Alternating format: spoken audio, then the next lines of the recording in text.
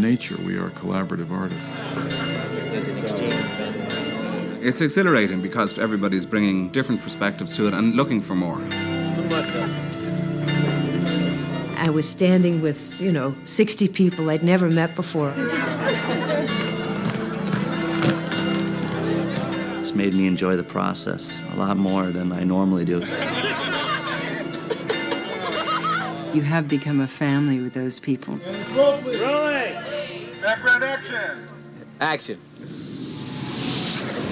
I often wondered if you and my son bonded because neither of you was fond of speaking. You're very kind. You must pardon my manners. I haven't slept in many nights. He turned his back is to his Turn like that. yeah. You know? It was a long, drawn-out idea process where I kind of kept a book of ideas, and then this was, maybe the 7th idea, and then I just added details to this one idea. Maybe this is also doing the mirror movement, When he was writing the film, he actually called me up and says, I'm going to make another movie, and, I'll be ready in about 6 months, and it's going to be a period piece, and it's going to be a love story. I went, oh, something different, a little more challenging, huh? It was set in the 1800s because I wanted to write about innocence. That was kind of what motivated me to spend this much time making this movie in this world. It felt like there was still innocence and people spoke with truth in their voice and said what they felt. Why can you not say what is in your head? Why can you not stop saying what is in yours? At this time period, people still thought there were chunks of the United States where they believed there were creatures. So it kind of struck me as, in the 1800s, that innocence couples with not knowing a lot about what's held in the woods, and wouldn't that be an interesting story to set that? What if there was a community that did live in existence with creatures that we now don't have around anymore?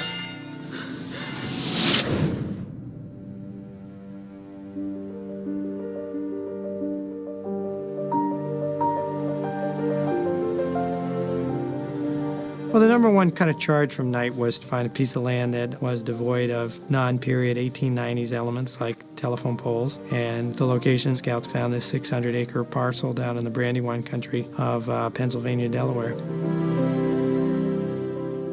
These are about, just for visual reference, about the size of a football pitch. Oh, I got you. This being the meeting house, and then the schoolhouse.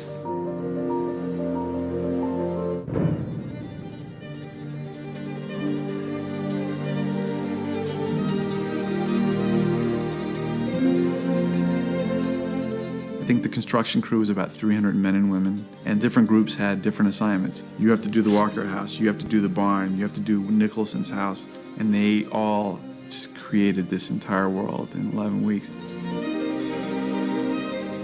I actually had the great fortune of seeing it before it was completed. There was no set dressings, no paint on the walls, but the structures were here and it was being built.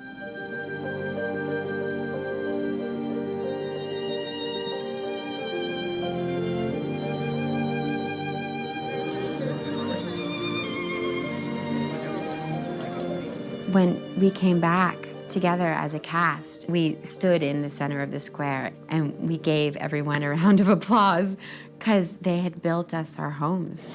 Okay, here we go. Roll, please. Rolling. Oh, he's got it set. Okay. In his mind.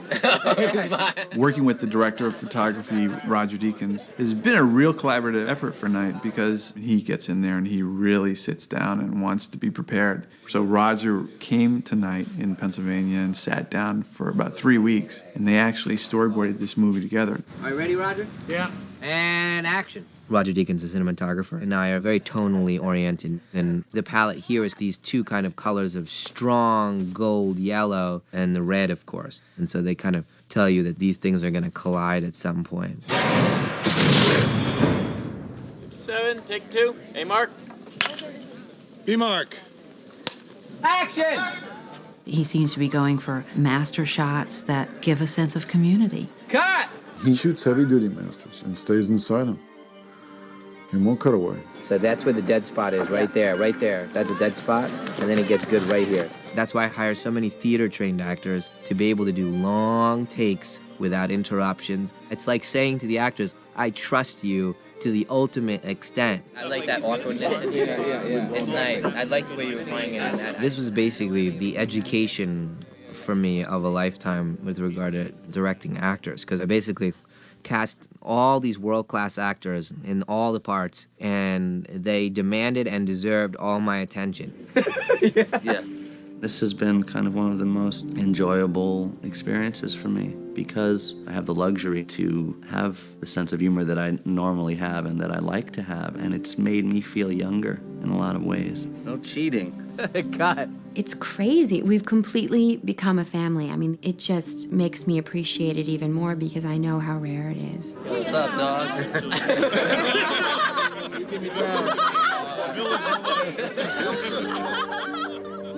When I first saw the costumes, they looked like you could make them at home. The prints are all made from flowers, and the colors are all natural, even though they're bright. I think Anne went out of her way with Night to make sure this didn't look like a sober place. That's a really lovely touch, no doubt.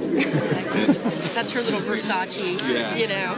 I wanted most of their dresses 8 to 10 inches off the floor, and that they wear boots. They don't wear pretty shoes. They live in the country, they work on farms, they get in the mud, they stand in cow pastures. It is not in any way a fashion show of this period. Like this guy.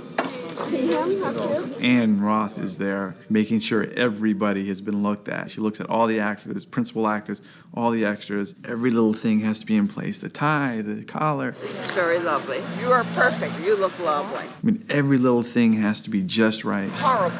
Oh, my aching back. So there's mud all over your trousers. Being outdoors, being in this one environment every day, you're basically at God's mercy.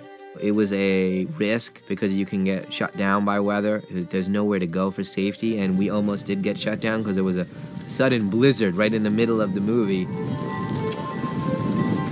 It's not so bad.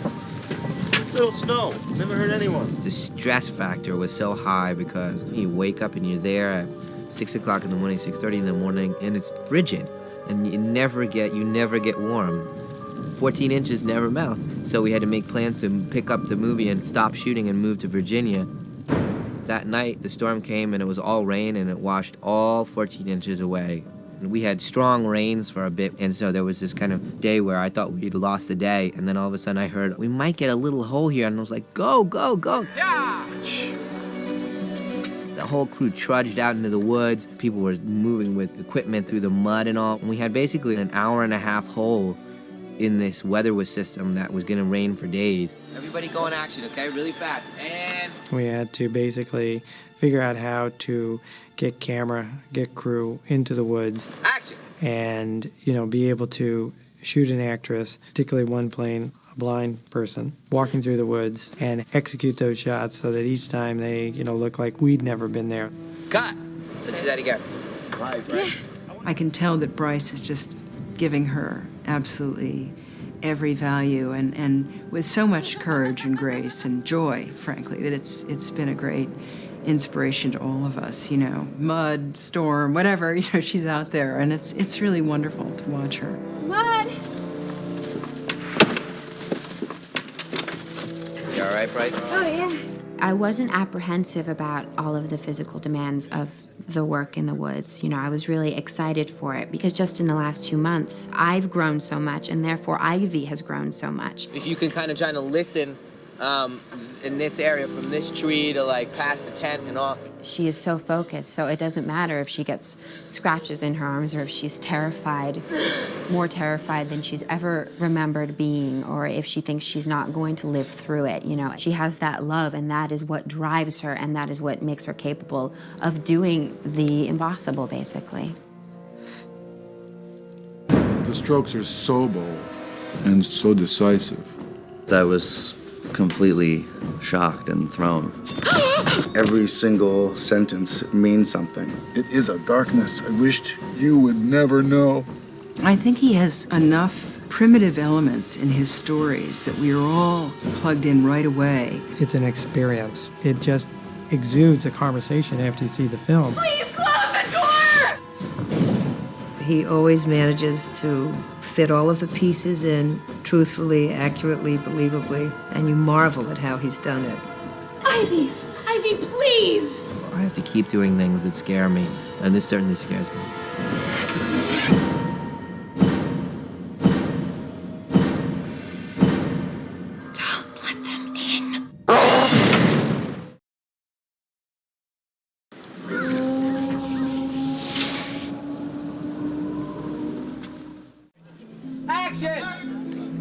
are grateful for the time we have been given. The casting was really interesting. I flipped and flopped and tried to figure out who were the members of this village. We realized, looking at this cast, that we had a world-class ensemble. Just about everybody in the cast is either an Academy Award nominee, winner, Tony Award nominee, winner. I think it all kind of stemmed from deciding to cast Bryce, you know, as the lead as Ivy, because then there was something about her purity and her innocence. That innocence and that youth and that energy, that is Ivy. And that kind of started giving me my directions about how to cast everybody else. And oh, her dad should be William Hurt. And then I said, oh, and Sigourney Weaver should play this woman, Alice, who plays Joaquin Phoenix's mom. You know, he said that he was working on his next project and that he was thinking about me for one of the parts, which I was totally surprised by. I kind of wrote the part for him, the Lucius part. I know he didn't want me to tell you that, but I told him that. He said, don't tell anybody you wrote the part for me. Anyway, so I wrote the part for him. Perhaps your eyes could have been saved as a child by knowledge held in the town's medicines. You say it like it is a burden. To kind of round it all out, there's this very quirky character and very important to the movie called Noah Percy. And I just long shot called Adrian Brody, and he said, yeah, I'm in. It was so not what I was looking for that it seemed so right. When I told everybody Adrian Brody was going to be playing this character, it just kind of said that the movie was on the right track. It was just a terrific ensemble from the very beginning, and I think everyone felt so at home. It's been an amazing, amazing experience, inside and outside the movie.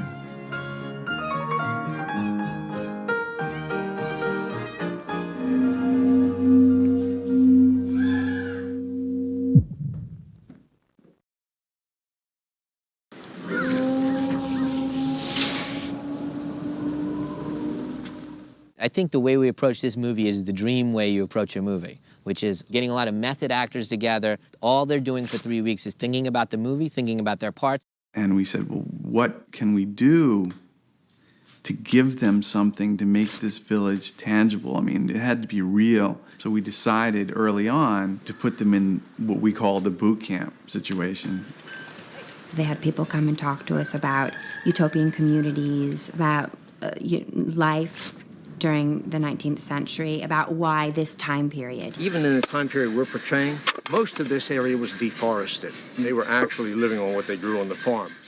Part of the life is that they're never idle.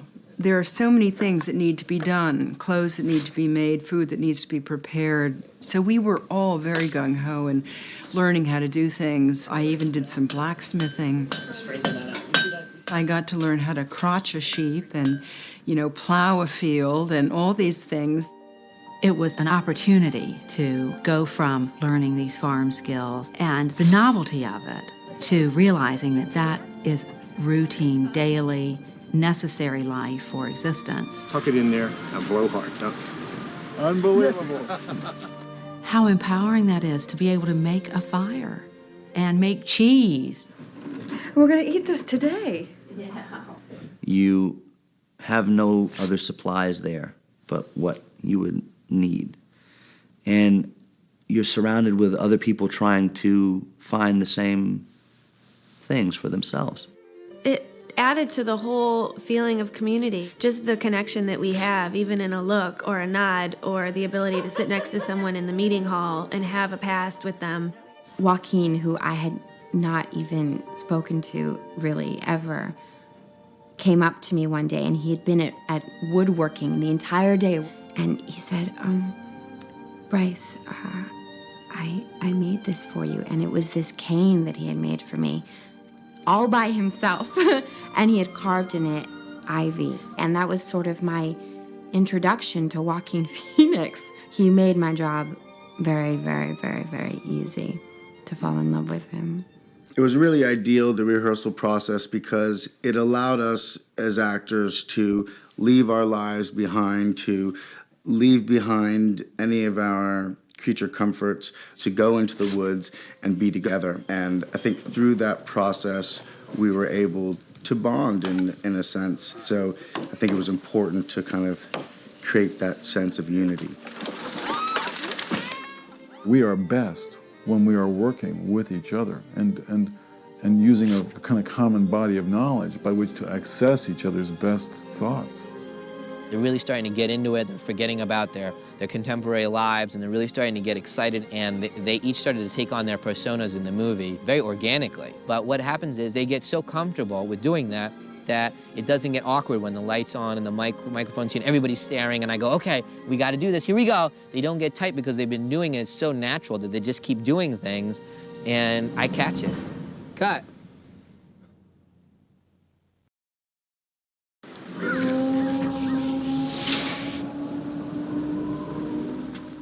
We just finished production, and I'm starting to cut the movie. With this particular film, there's so many different levels that we had to reach and reach to the audience. And all those layers had to be balanced. And every scene is very visually set in storyboards.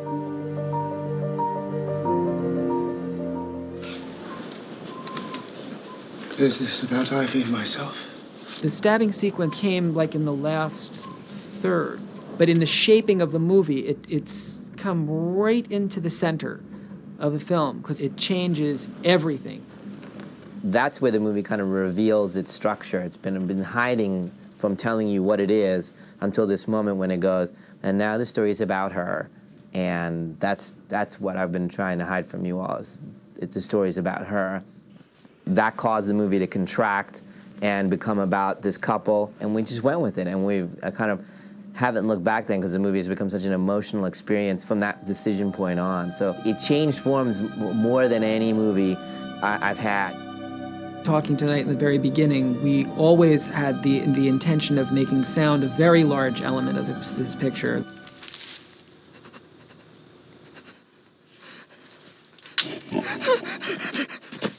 The process had started early on, from the early scripts to the storyboards. We talked about sound, and he was very methodical about that. Knight is a minimalist by nature. He really focuses on the story and doesn't really want any sounds added to the scene if the sound isn't really adding anything to the story. I have never been a part of something that has been so collaborative as far as helping to tell the story. Every sound that we put in had to lead to that goal.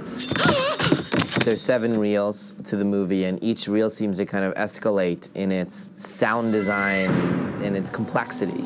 We did play pretty heavily with the idea of how we could get the sense that the village was this small, claustrophobic almost place, and that helps set us up for when we go out into the woods and everything just opens up.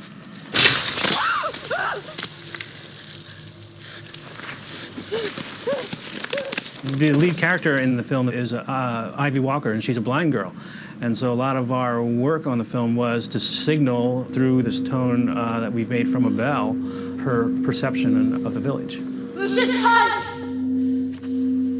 You answer me right this moment! It's for love that she ventures into this world of sound, really, because she is blind.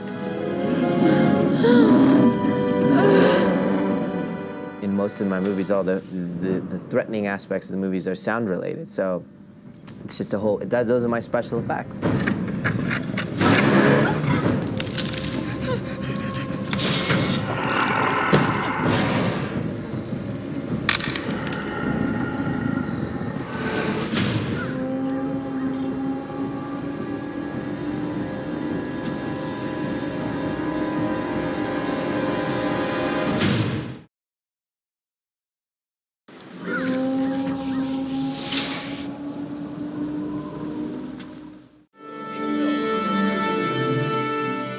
Here in doing the score of the movie. We've been doing it for about 3 days. We're here at the Sony soundstage, and James Newton Howard has done all of my movies, and James Newton Howard wrote this score. The violin idea is something that serves the film on a multitude of levels, and there's a very edgy, unsettling quality to it. James came up with the idea of using Hilary Hahn, who's this world-class violinist. I've been a fan of her work for a long time, even though she's only 24 years old.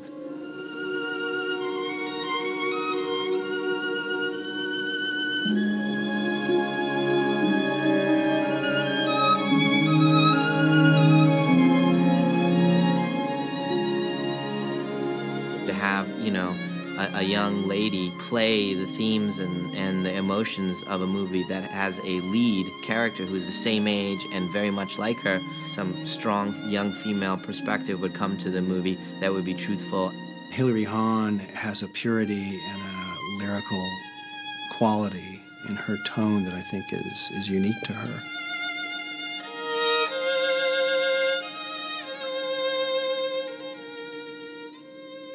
The way I talk to Bryce in the movie. You panic, you don't know where you are, that's not a good thing. You gotta always keep your head, go through all those things as you kind of catch your breath. Is the way James and I talk to Hilary about what's going on in this scene and how to play it and all. So she added her kind of young female, expression of emotion on top of Bryce's, and so together it sounds absolutely, truthful. There was a point in making the movie where it was very, very scary, and we were really over there on that side of the fence and very eerie and weird. And then it started to tilt back over this way. And then there was just a decision made 2/3 through the process of scoring where I said, throw everything out. We're going to go for emotion. We're going to make this a romance. The most interesting aspect of this score for me was that it was the most performance-oriented score. That we had lived with this idea in my demos for a long time, in a virtual score and the computers and the samples for a long time. And then when it was performed, it changed in a way that no other score I've ever done has, and Hilary brought a lot of that to us. She elevated it to a completely unexpected level for me. And that was a transformational moment for me. I mean, and I think for Night too, and I think in that regard, this score is unique for us. I really think this is the best score that he's ever done. It's so emotional, and there's no way we'll be able to top this. This is just too good. And that feeling of when you hear the score and that happens, it's a nice feeling.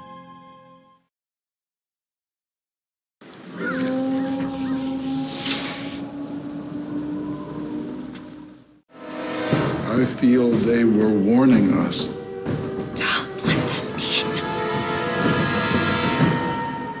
Those we don't speak of, really, to me, they're the embodiment of the darker side of the human spirit. We gave it tons of time and love and care and pre-production, and we did a model of it, and the model was brilliant. It's just brilliant. The movement of this will be exciting. But what looks good in this size, to manipulate it to be this long, suddenly looks silly.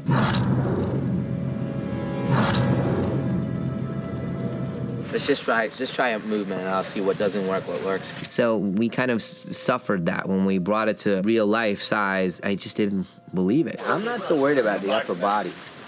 It's the lower body that's the problem. I said, all right, I just need to sit down and think of a whole nother thing, a way this could be. We had this beautiful artist, and he came in and he drew these amazing sketches, and I was like, this is it.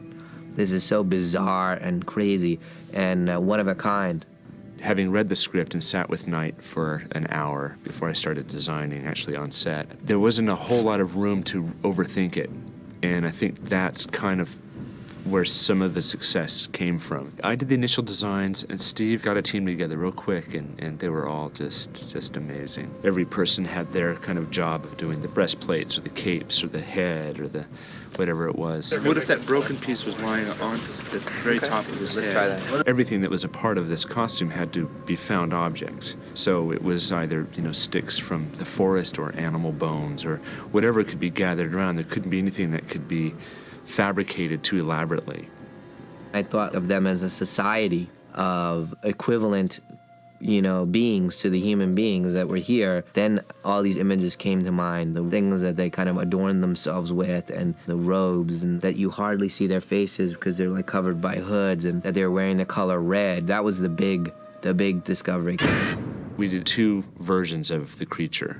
One was the Elders, which was, to me, more of a symbolic kind of creature. It was something that was not to be mentioned and to stay away from and to respect.